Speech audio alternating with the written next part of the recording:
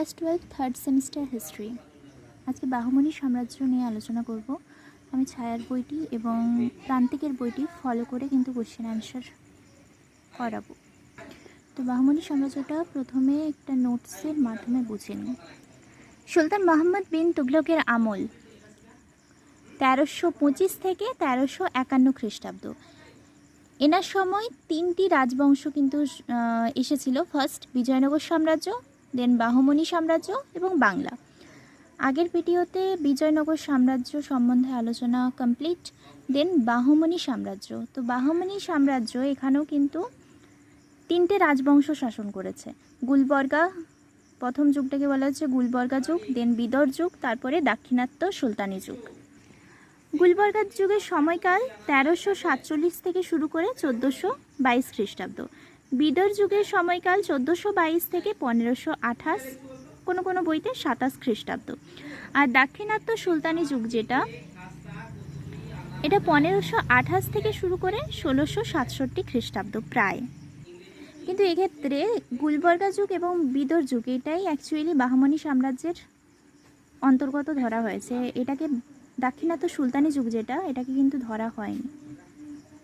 দাক্ষিণাত্যের সুলতানি যুগ এটা বাহমনি সাম্রাজ্যেরই অন্তর্গত, কিন্তু এটাকে ধরা হয়নি। কেননা বইতে রয়েছে বাহমনি সাম্রাজ্যের পতন কত খ্রিস্টাব্দ, তাহলে সেখানে আছে 1527 খ্রিস্টাব্দ। সেই অনুযায়ী যদি তিনটে যুগকে ধরা হতো তাহলে সেক্ষেত্রে বাহমনি সাম্রাজ্যের পতন হতো 1667 খ্রিস্টাব্দ। কিন্তু যেহেতু 1527 খ্রিস্টাব্দ রয়েছে, সেহেতু এই দুটো যুগকেই কিন্তু ধরা হয়েছে। এবার গুলবর্গা যুগের শাসক কে ছিলেন? আবুল মুজাফর আলাউদ্দিন বাহমান শাহ। ইনি কিন্তু গুলবর্গা যুগের প্রতিষ্ঠাতা।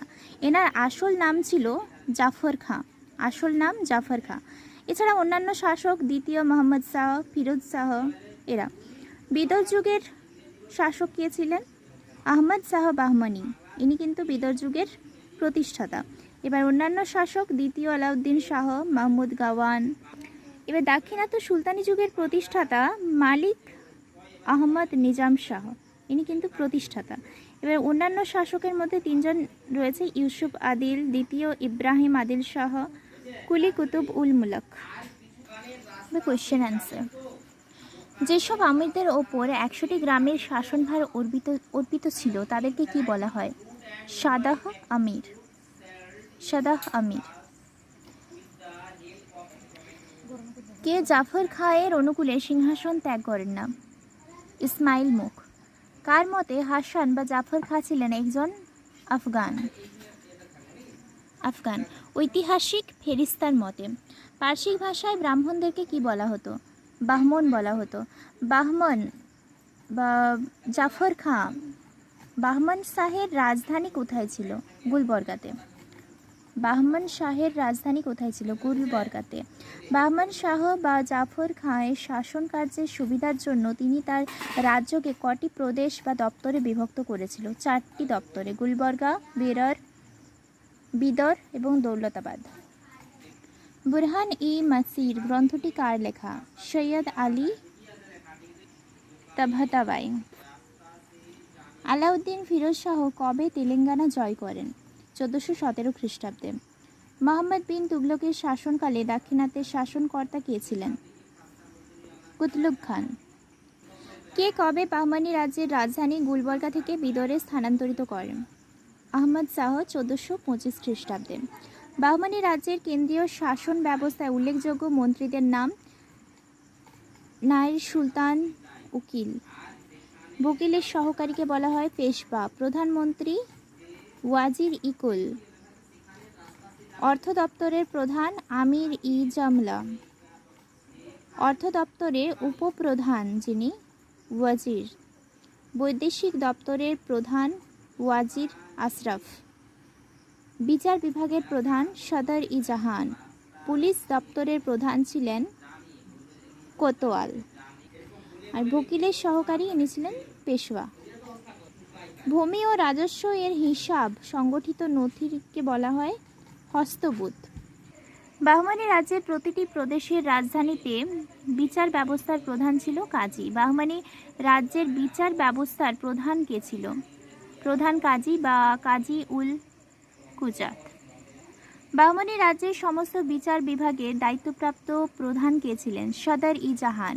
বাহমানি রাজ্যের সেনাবাহিনীর প্রধানকে কি বলা হতো? আমির উল উমরা। বাহমানি রাজ্যে সুলতানের ব্যক্তিগত দেশরক্ষীরা কি নামে পরিচিত? খাস ই খেল। বাহমানি রাজ্যের দুর্গগুলির দায়িত্বপ্রাপ্ত ব্যক্তিকে কি বলা হতো? কিলেদার। নিকিতিন কে ছিলেন? রুশ পর্যটক। নিকিতিনের রচিত ভ্রমণ বিষয়ক গ্রন্থটির নাম কি? A journey beyond the three seas. কে প্রথম ভারতের অমুসলিমদের থেকে বা হিন্দুদের থেকে জিজিয়া কর তুলে নিয়েছিলেন? আলাউদ্দিন বাহমান শাহ। কাকে অ্যারিস্টটল নামে অভিহিত করা হয়? ফরাসি কবি হাফিজকে। মোহাম্মদ গাওয়ানের রচিত দুটি বিখ্যাত গ্রন্থ রিয়াজুল ইনসা, দেওয়ানি আসর। কবে বাহমানি সাম্রাজ্যের পতন ঘটে? 1527 খ্রিস্টাব্দে।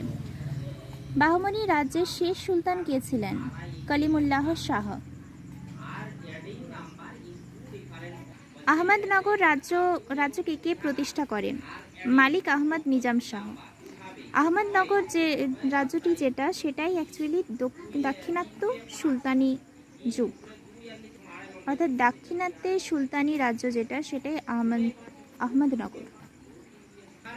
আহমদনগর কবে মুঘল সাম্রাজ্যের অন্তর্ভুক্ত হয়?